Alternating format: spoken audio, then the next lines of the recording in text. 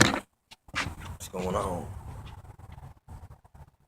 There's this exercise that I do, man, where it's basically it's almost like just a game, man. Like you just point your toe, like look, I'm pointing it at this heel. You know what I'm saying?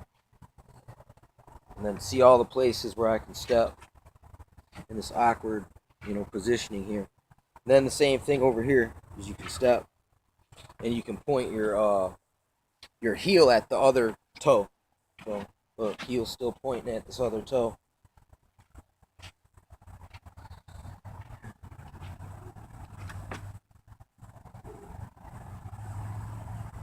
I mean, it's not often you'll be standing like this.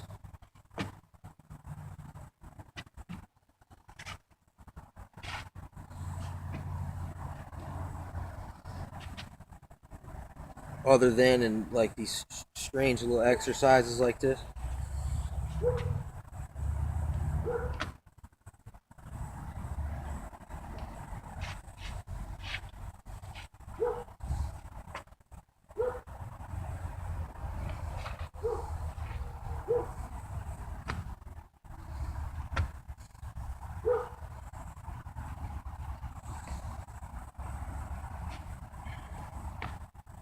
Like, I read in a book somewhere too. It was like, it says when you do get that, when you get good at Bagua, you should have a 270-degree ability to turn your leg.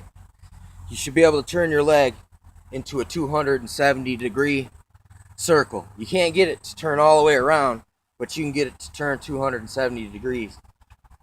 This is how you do it. You got to do it a little bit at a time, man. It's like there was a time I couldn't stand like this with my legs together. You see that? It's not that I maybe that I was. It's kind of awkward and clumsy, so it takes a little bit of, you got to have enough balance, man, to even crouch like this on one leg. It takes a minute, and these are just some of these weird tricks that you'll be able to do after your legs get stronger and you practice little things like this.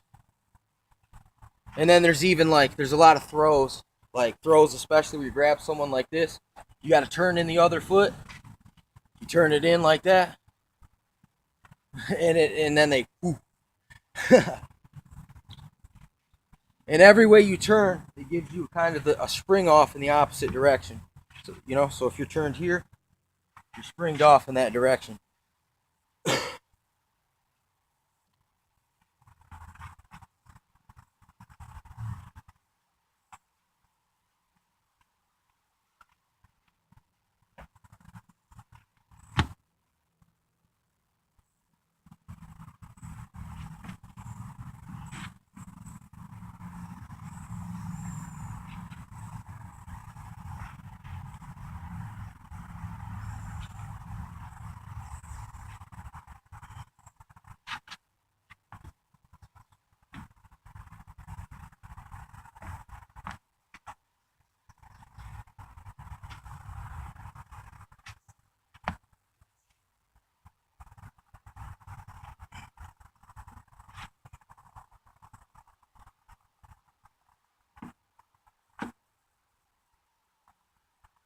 I mean, even though this doesn't seem like you're doing much here. It looks kind of awkward, kind of stupid, kind of, like, whoa, what kind of drugs is he on?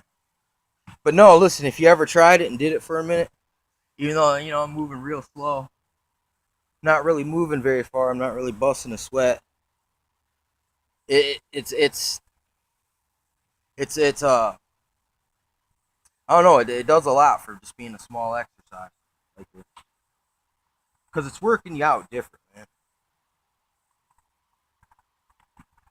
Because you're not used to doing this. Anytime you do something you're not used to doing, it fires your brain up and it makes it start reconnecting new nerves and sensors and stuff, man, in there that rewires your body to work better.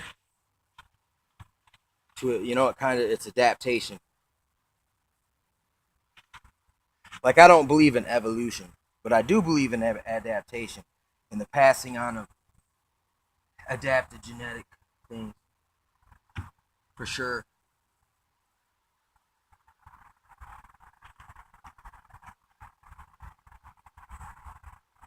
Yeah, see, there's a game I always play, man. It's either you point with your heel or with your toe. You know what I mean? It's just for some reason, like yeah, like I got this thing I call the dim sock, which is there's this the touch of death is called the dim mock. So I made a up my own thing called the dim sock, kind of like the Foot Clan Ninja. You know what I'm saying? Off of the Ninja Turtles, and it stands for the, you know, a kick with the sock on, and it's like but not just any old sock, a dirty sock, cause a dirty sock is like it's psychological warfare. It's one thing to get kicked in the face, but imagine if someone just stepped in dog shit, then kicked you in the face. I mean, listen, that's psychological weapons, and it's just well, I mean, and some little extra on that. If you intentionally stepped on dog shit and then kick someone in the face, I mean, that is a dim sock technique. You know what I'm saying? That's not never done that, but that it would qualify as dim sock technique. You know what I'm saying? Because the dim sock isn't just one technique. It's any technique that qualifies as dim sock, which goes back to the sock. You know what I'm saying? The crusty sock. Because you know what I'm saying. Listen, you'll have so many crusty socks from if you train kung fu at all, or even if you're just a jogger. Because that's really how one of the ways that I got so many crusty socks at one point was jogging, but just moving around and doing training and stuff, or even working.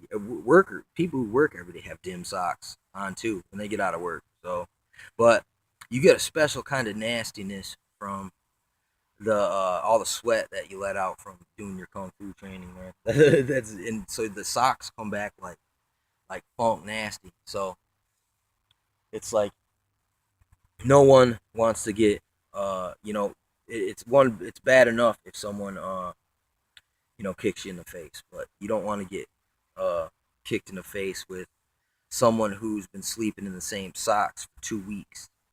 You know what I'm saying? That's that psychological kung fu. You know what I'm saying? It deters violence in the first place because, like, fuck that, man. I'm not getting kicked by that dude's dirty socks. So, therefore, I'm shielded, you know what I'm saying, by their fear of dirty socks. If it makes any sense. But look, in the end, it deters violence. No, there's no real harm done, other than maybe a little bit of psychological fear of getting kicked with a dirty sock. You know what I'm saying? But that's not too bad. You know what I'm saying?